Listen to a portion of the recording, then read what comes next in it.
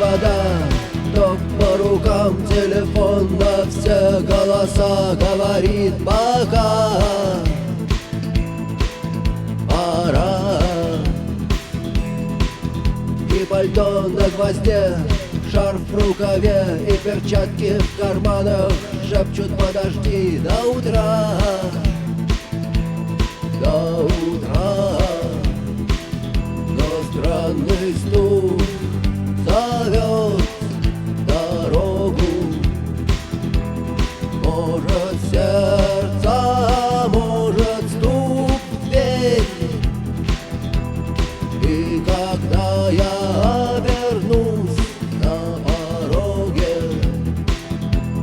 я скажу одно лишь слово: верь.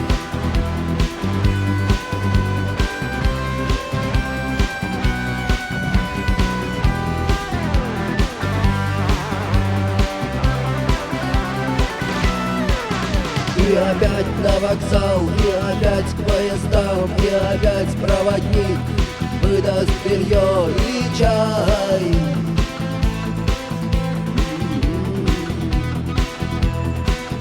И опять не усну, и опять сквозь грохот колес мне послышится слово: